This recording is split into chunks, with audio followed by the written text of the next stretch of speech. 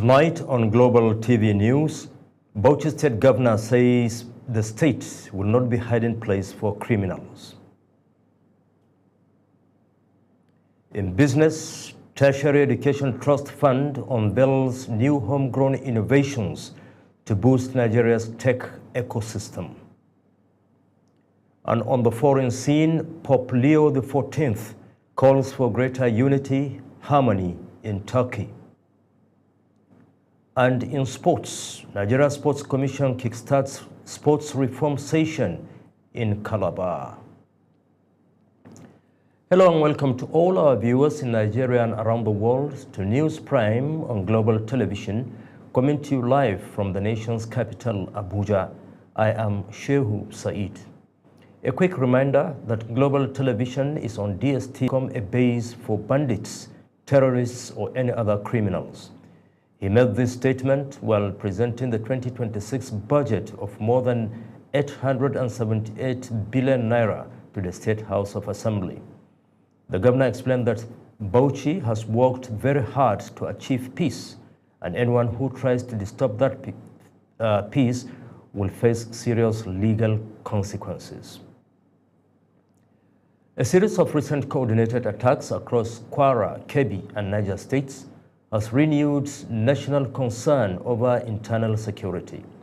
At a high-level security briefing in Abuja, the Inspector General of Police, Kayode Egbetokun, warns that any breach anywhere is a threat to peace everywhere, as he unveiled stronger policy measures to protect vulnerable communities nationwide.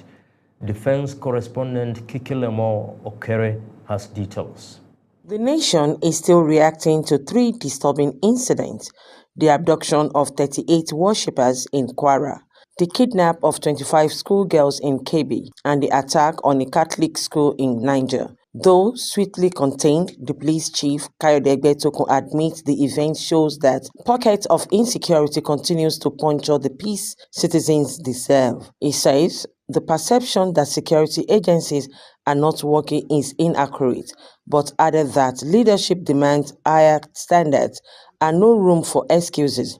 According to him, officers are under strict order to ensure every abducted pupils in Niger is rescued and reunited with their families. He stressed that Nigerian security architecture must now institutionalize collaboration across agencies, state government, and community structure in order to defeat crime in the country. Therefore, I state firmly, there is no viable alternative to collaboration. Fragmented response creates opportunity for criminals, but unified response removes it. In this regard, the force will continue to sustain intelligence-backed interagency operations to contain and dismantle the activities of armed bandits, terrorists, kidnappers, and all violent threat actors operating across our internal security theaters.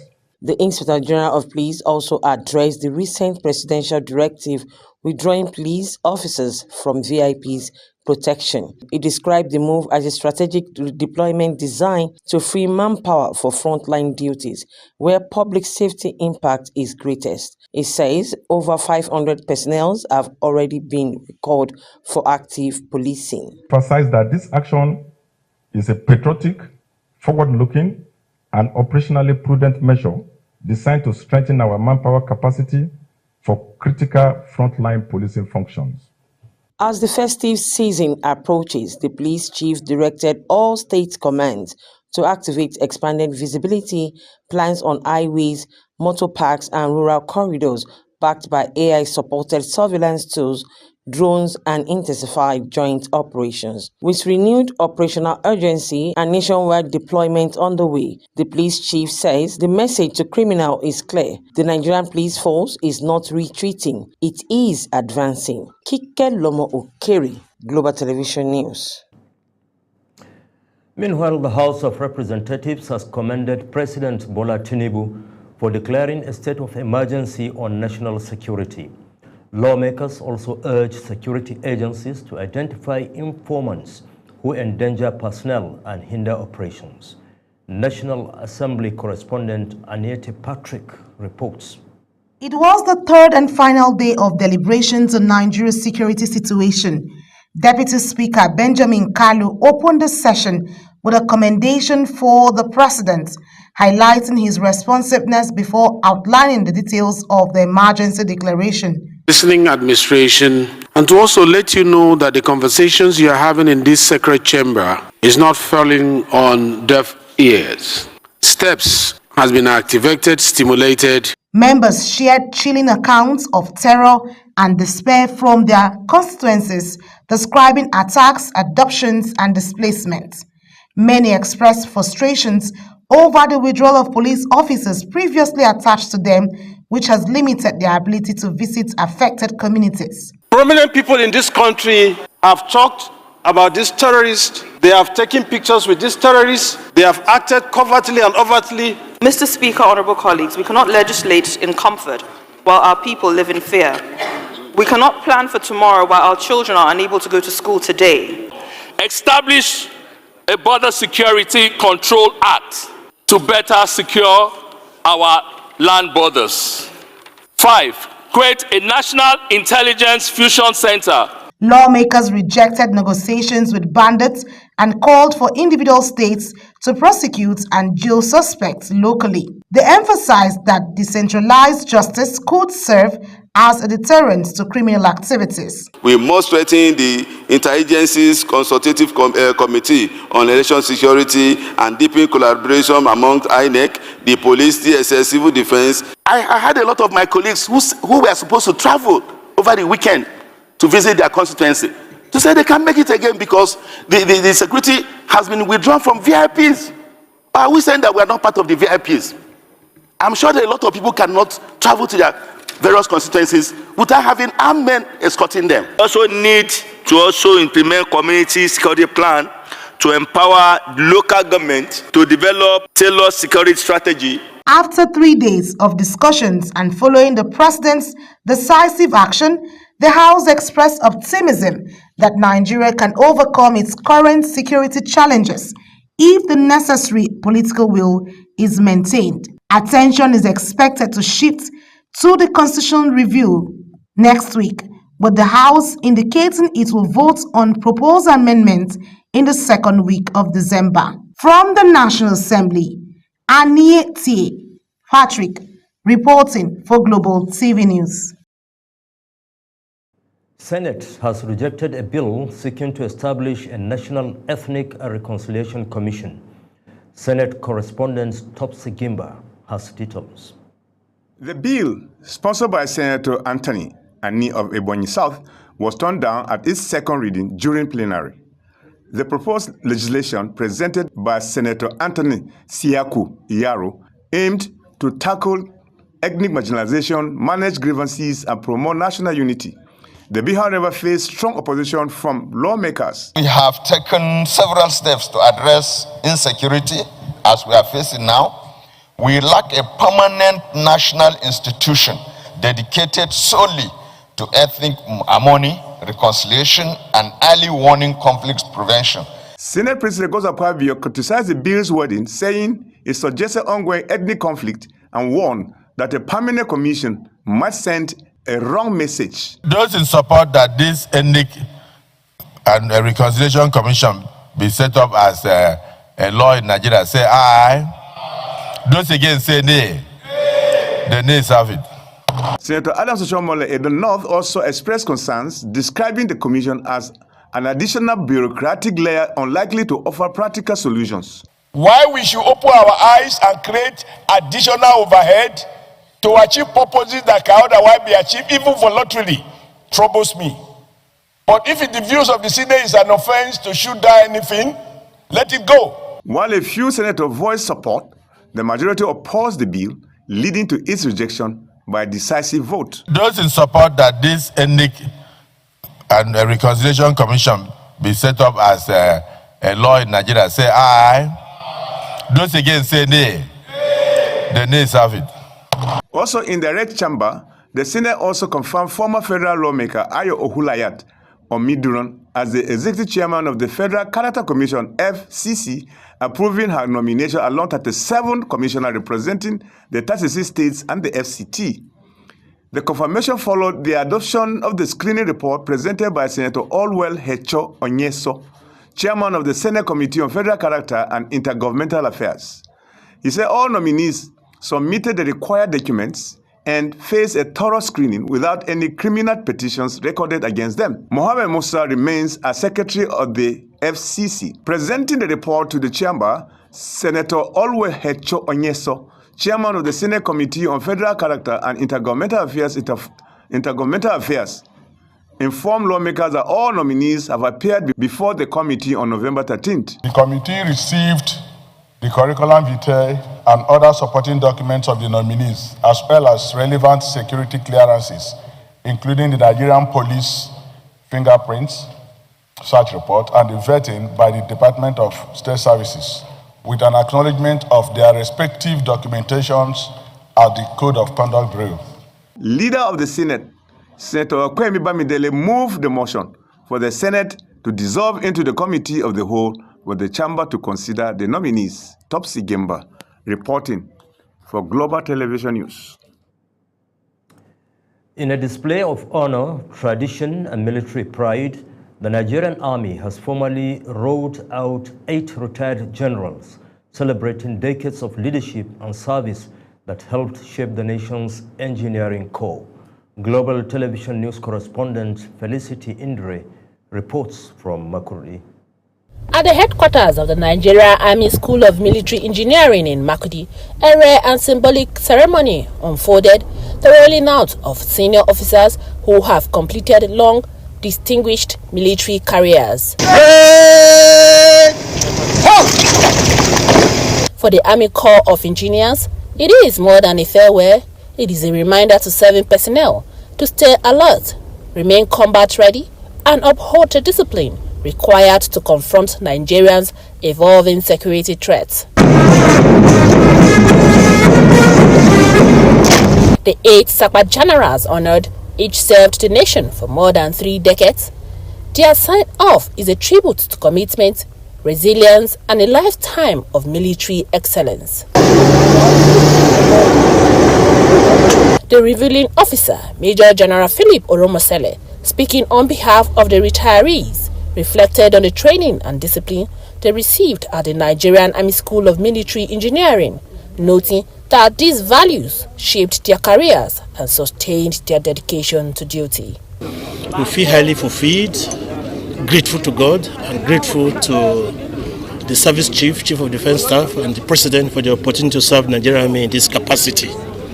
So we urge our colleagues remaining in service to remain loyal to the constitutional authority, dedicated, committed towards addressing the myriad of security challenges that confront the nation today. Representing the Chief of Army Staff, the Chief of Personnel Management, Major General Adewale Adekeye, urged the retired generals to continue to see the Army as home and to offer their wealth of experience in strengthening professionalism within the ranks.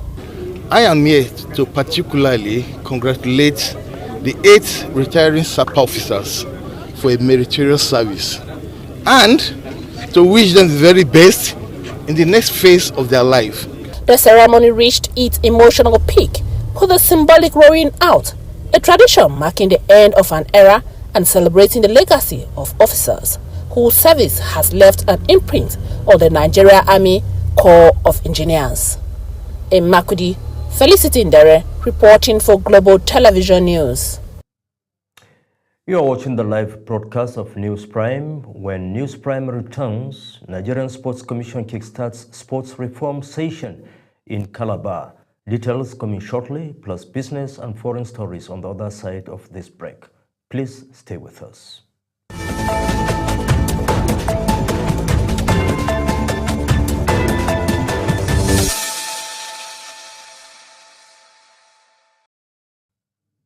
Thanks for being with us.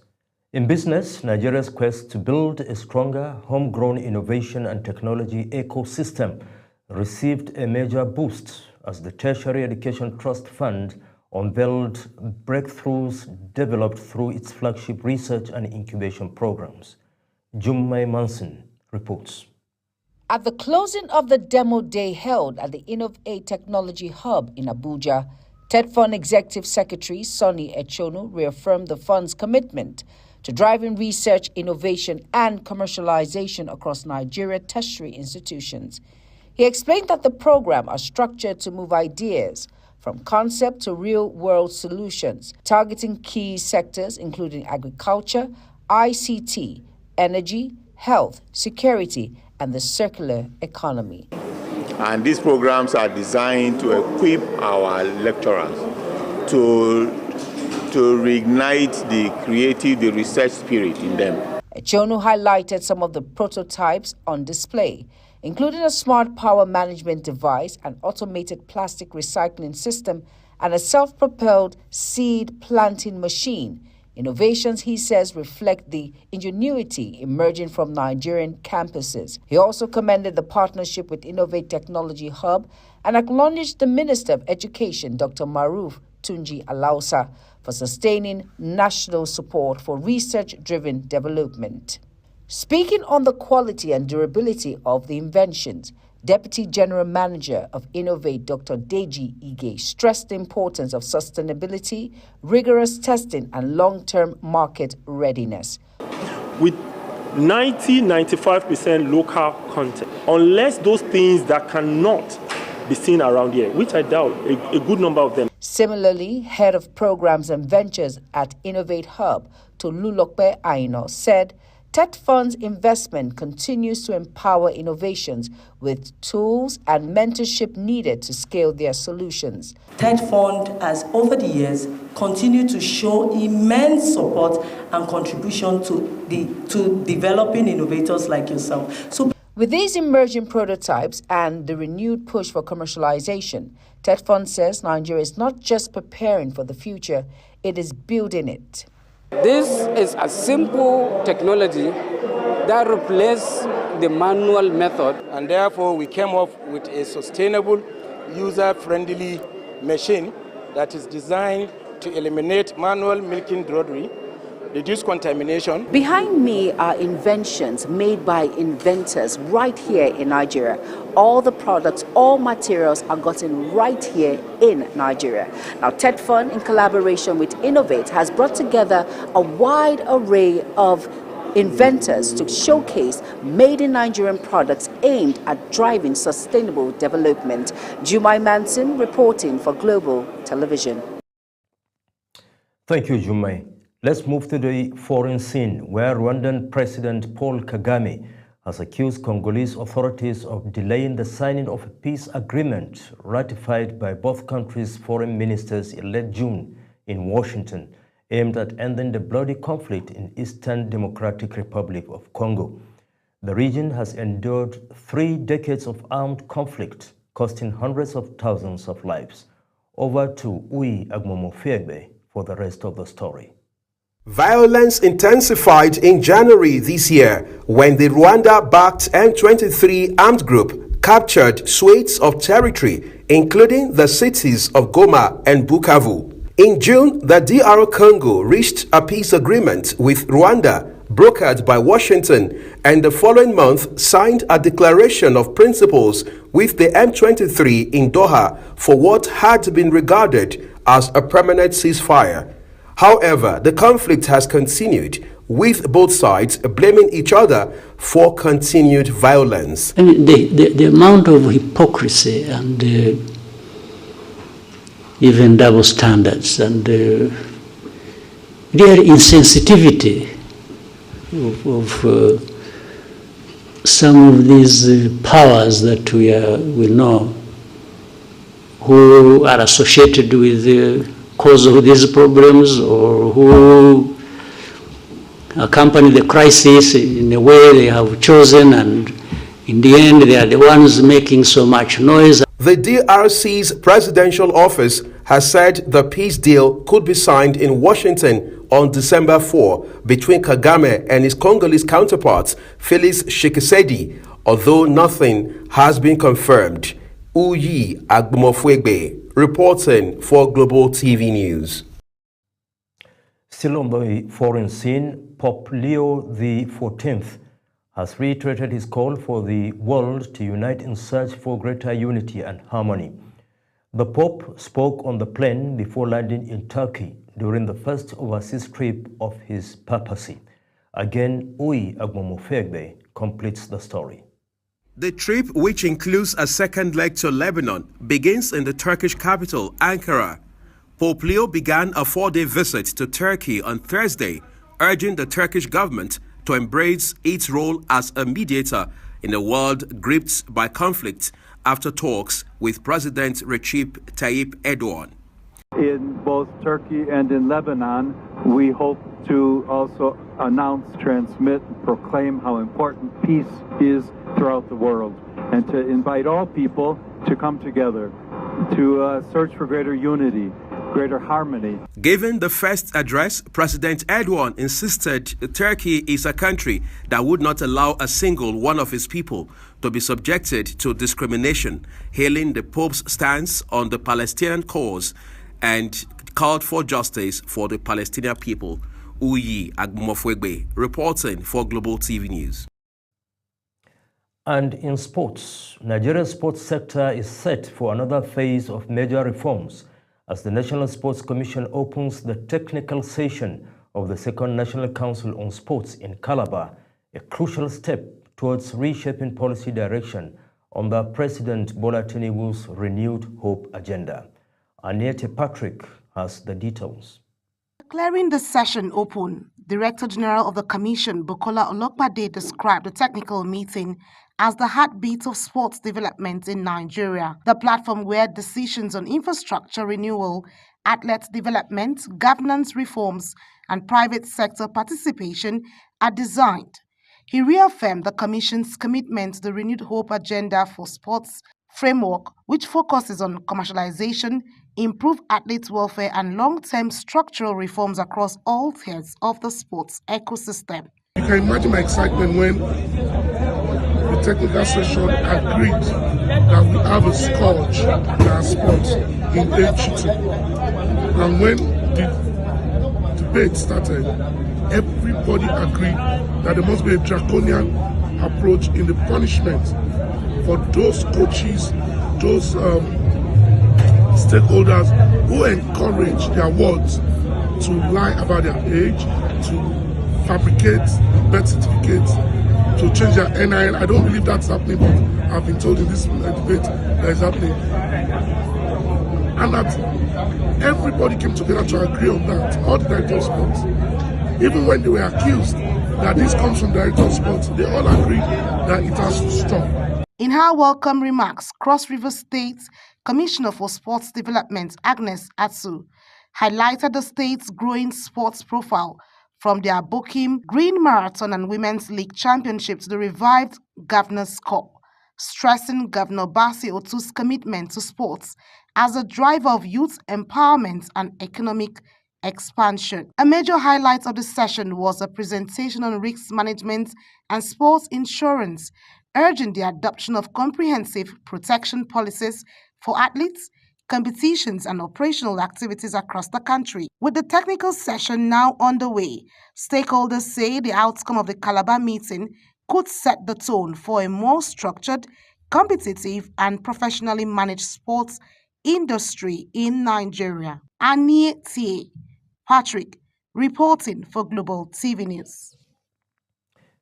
In the meantime, Nigeria's National Sports Commission has announced the host states for the next 2 editions of the National Sports Festival, securing Bayelsa State for 2028 and Kaduna State for 2030.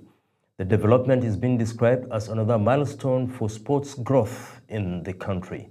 The 2028 edition will be held in Bayelsa State, the first time the South-South State will stage the country's biggest multi-sport event, a move the National Sports Commission says will further strengthen Nigeria's domestic sports landscape. And as Global TV News Prime comes to an end, let's take a look at our top stories. We told you that Bauchi State Governor Bala Muhammad has promised that he will never allow the state to become a base for bandits, terrorists, or any other criminals. And in business, Nigeria's quest to build a stronger homegrown innovation and technology ecosystem received a major boost as the Tertiary Education Trust Fund, TED Fund, unveiled breakthroughs developed through its flagship research and incubation programs. And on the foreign scene, Pope Leo XIV has reiterated his call for the world to unite in search for greater unity and harmony. And in sports, Nigeria's National Sports Commission has announced the host states for the next 2 editions of the National Sports Festival, securing Belsa State for 2028 and Kaduna State for 2020. And that's it on Global TV News Prime. A quick reminder that Global TV is on DSTV channel 365 and StarTimes channel 276. Kindly follow us across all social media platforms now showing on your screen using @Global TV NG. I am Shehu Said saying have a pleasant weekend.